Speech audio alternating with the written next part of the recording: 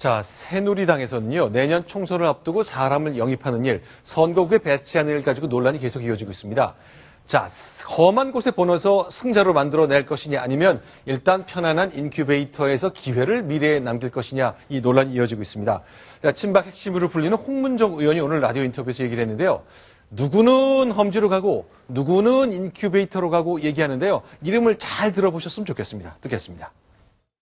험지로 출마하는 분을 경선해야 되고 거기 지금 준비하고 있는 사람들하고 마찰을 일으키면 험지인데다가 상처까지 입으면 선거를 치를 수 있을까? 안대희 대법관 김항식 총리도 정치판에 생소한 분들이거든요.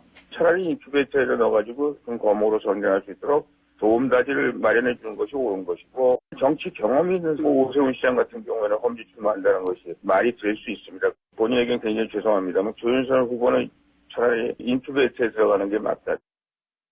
네, 조수진 차장. 네. 너무 친박 인사들만 위하는 거 아닙니까? 예, 저도 한참 듣다 보니까요, 좀 네. 의아한 점이 들었는데요. 네. 일단 이 인큐베이터에 들어갈 대상으로 꼽은 사람이 4명 중에 3명입니다. 네. 그러니까 안대희 전 대법관, 김항식 전 국무총리, 그리고 조윤선 전 정무수석 같은 경우에는 인큐베이터에 들어가게 해야 된다. 그러니까 험지로 출마해서 상처 두는 일은 없어야 된다. 네. 이러면서 오세훈 전 서울시장 같은 경우에는 이 험지 출마가 말이 될 수 있다. 이렇게 얘기를 했는데요. 네. 자, 그렇다면 참 이해가 안 되는 게 조윤선 전 정무수석 같은 경우에는 전에 원외 시절부터 대변인으로 굉장히 친숙한 분이거든요. 네. 네.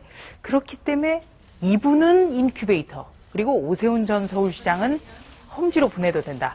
이거는 좀 성립하기가 굉장히 어렵고, 어떻게 보면 친박이냐 아니면 비박이냐에 따라서 좀 나눈 점이 흥미롭고요. 네. 저는 왜 이분이 하필이면 이 인큐베이터라는 용어를 썼을까? 네. 그 점도 좀 흥미롭습니다.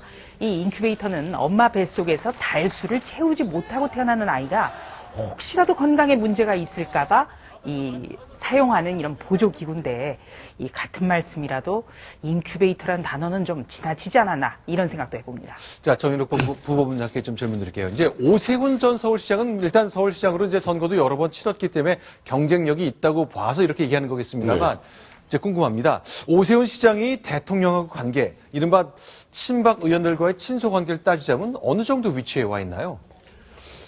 언젠가 아마 어느 언론 보도에서 오세훈 전 서울시장에 대해서 대통령이 상당히 좀 긍정적인 평가를 했다는 일부 보도가 있었습니다. 네. 저는 솔직히 그런 보도는 약간 좀 우리가 흔히 쓰는 용어로 언론 플레이라고 하는데 그런 의도가 있지 않느냐.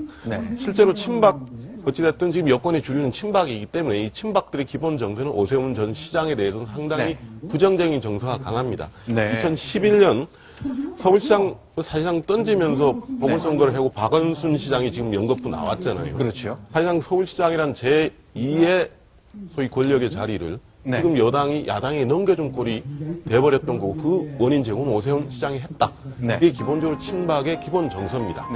그래서 아마 이 부분에서 서울 선거를 많이 치러봤기 때문에 험지에 가도 된다는 거는 지금 그렇게 따지면 김항식 전 총리나 안대희 전 대법관은 이 정권에서 친박이 밀어서 서울시장 후보 경선까지 갔었고, 안대희 전 대법관은 총리 후보자까지 간 사람이고, 이 두 분에 대해서는 어떻게든 잘 돼야 된다는 애정이 묻어난 거고, 오세훈 시장에 대해서는 좀 애정이 안 묻어났다고 봅니다. 알겠습니다. 자, 이 홍문정 의원의 이 말 때문에 오세훈 전 서울시장이 친박 진영과 대통령 사이의 거리를 좀 반증해 볼 수 있는 것 아닌가 싶습니다. 자, 김무성 대표. 자, 당신부터 험지로 나가라, 이런 말을 듣고 있잖아요. 요즘 부쩍 오세훈, 안대희 전 대법관 등 주요 후보들의 험지 출마를 얘기하고 있는데, 오늘 공천과 관련해서 이런 얘기를 해놨습니다. 역시 들어보겠습니다. 최고위원들과 원만한 합의 끝에 공천 룰에 대한 특위가 이제 가동이 시작이 되었습니다. 명망가들을 지금 영입하기 위한 노력도 지금 하고 있습니다. 너무 개인적인 의견, 마치 국민들이 볼 때는 당이 분열되는 거 아닌가 하는 발언은 좀 삼가해 주시기를 부탁드립니다. 자, 두 가지가 눈에 띄는데, 일단 명망가들을 만났다. 그리고 발언 좀 삼가해달라. 입조심을 당부한 건데, 일단 조수진 차장께 질문 드릴게요. 김황식 전 국무총리를 김무성 대표가 만난 게 막 들어온 소식이 있죠? 네, 그렇습니다. 오늘 김무성 대표가 김황식 전 총리를 만났다는 그런 소식이 막 전해져 왔는데요. 아무래도 이제 김황식 전 총리에게 이른바 험지에 좀 나가서 당의 승리에 기여해달라, 이런 요청을 한 것으로 보고 있습니다. 네, 그런데 일단은 좀 조용히 돕겠다고 했기 때문에 뭐 비례대표가 제안된다면 모를까. 일단 험지로 나갈 생각은 없어 보이는 것 같습니다. 그런데요, 정현욱 부장께, 네. 부본부장께 질문 드리겠습니다. 방금 전까지, 며칠 전까지 정치부장을 지내셨기 때문에 제가 호칭이 아직 그렇게 붙어 있습니다. 그러면요, 입조심 하라 그랬잖아요. 네네. 여당에선, 새누리당에서는 당 대표가 저쯤 얘기하면 좀 단속이 좀 되나요? 제가 야당 그동안 보니까 안 되는 건 잘 알고 있는데 여당 사정은 어떤지 좀 궁금하네요. 네, 지금까지 단속이 잘 안 되는 건 다 여러분들이 많이 보셨을 겁니다. 네. 입당속하라고 해서 지금 입당속 하는 건 경우는 별로 없었던 것 같습니다. 네. 뭐 대표 말이라고 해서 친박이 그걸 오케이 할지 네. 좀 궁금하거든요. 네, 그리고요. 네. 이 김무성 대표를 비롯해서 새누리당에서 가장 요즘에 많이 쓰이는 단어가 바로 험지입니다. 네. 그러니까 어떤 새누리당 입장에서는 당선이 그렇게 호락호락하지 않은 지역이다. 이렇게 풀이가 될 수 있겠는데요. 이 험지에 대해서 아주 강론적으로 친박과 김무성 대표를 비롯한 어떤 이른바 비박 진영의 생각이 아주 다릅니다. 네. 우선 첫 번째로는요. 험지 출마의 대상이 어디냐는 문제입니다. 네, 조금 전에 보셨겠지만 이 홍문정 의원 같은 친박 같은 경우에는 안대희 전 대법관, 김황식 전 총리 이런 분들은 절대 험지로 내보내서는 안 된다. 네. 아주 유리한 지역에서 어떻게든지 빨리 국회에 들어오는 인큐베이터를 통해서 국회에 빨리 들어오는 그런 길을 찾아서 감아 태워서 와야 된다. 이런 거고요. 오히려 비박계 같은 경우에는 그런 권력을 통해서 그러니까 어떤 총리라든지 대법관이라든지 이런 걸 통해서 온 분들이야말로 지역구를 좀 험한 곳으로 가야 되는 거 아니냐 이렇게 보고 있습니다. 그리고 두 번째는 김무성 대표가 그러면은 험지에 출마해야 되느냐 이 부분에 대해서 친박계에서는 김무성 대표부터 부산의 지역구에서 다른 곳으로 바꿔야 된다 이렇게 주장을 하고 있고요. 김무성 대표 측에서는 펄쩍 뛰는 거죠. 왜 대표가 지역구를 바꿔야 되느냐. 지역구 바꾸는 게 능사가 아니지 않느냐. 네, 이런 주장을 펴고 있습니다. 그리고 세 번째로는요. 이 전략공천, 그러니까 험지에 출마했을 때 과연 전략공천이 있느냐 마느냐 이것을 가지고도 아주 다른 그 의견을 내고 있는데요. 네. 김무성 대표 같은 경우에는 전략공천은 없다라고 얘기를 하고 있지만 네. 그렇다고 하더라도 험지에 나간다면 경선을 하거나 이렇게 해서는 안 되는 것 아니냐. 이렇게 보고 있는 시각이 우세하고요. 여기에 대해서 친박 진영은 그렇다면 사실상 전략공천이 아니냐. 전략공천부터 인정을 하라. 이렇게 압박하고 있습니다. 자, 오늘 이제 김무성 대표가요. 전략공천에 대해서 전략적 판단이라는 게 있다 하면서 설명을 내놨습니다. 한번 들어보시죠. 전략공천과 전략적 판단 듣겠습니다. 전략적 판단하는 거하고 전략공천하고는 근본적으로 다릅니다.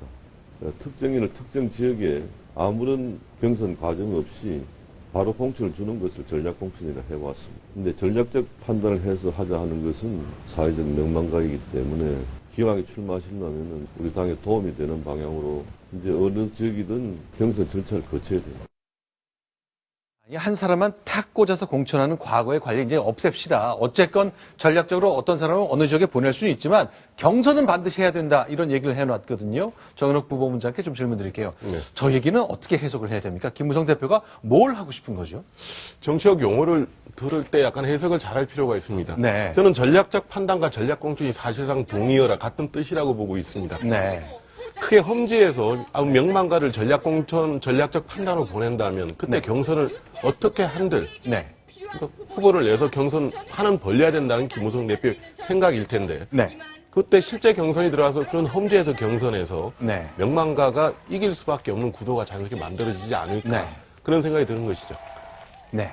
알겠습니다. 자, 이렇게 전략 공천 문제를 가지고 친박, 비박 결국 계속 싸울 것 같은데 국회에서 법안 처리한 것, 당내 공천 문제 때문에 여당 내에선 진통이 계속되고 있습니다. 하지만 야당만 할까요? 자, 지금부터 본격적으로 야당 얘기 들어보겠는데요. 순위 확인하고 돌아오겠습니다.